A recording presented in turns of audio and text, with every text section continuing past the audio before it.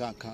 దేవుడు ఈ ఉదయం ఈ దినమున నీకు ఇస్తున్న వాక్యం ఏంటంటే, మొదటి సమూయేలు 30వ అధ్యాయము 6వ వచనం 7వ వచనం దేవుడు మాట్లాడుతున్నాడు.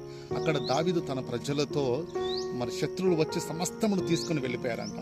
సో మొత్తం ఆస్తులు కానీ బాల్యం కుటుంబాన్ని అన్నీ తీసుకుపోయారు.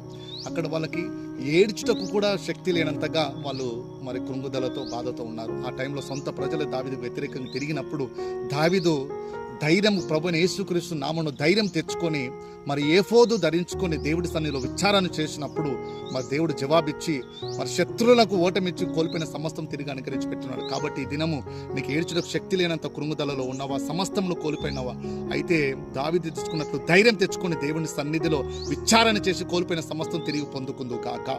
యేసుక్రీస్తు యొక్క నామములో ప్రార్థించి స్వస్థతను ప్రవచిస్తున్నాం, విడుదల ప్రవచిస్తున్నాను, అద్భుతాలు ప్రవచిస్తున్నాను. నాడు నేస్తున్నామును ప్రార్థించి వేడుకుంటున్నాము తండ్రి. ఆమేన్, ఆమేన్, ఆమేన్.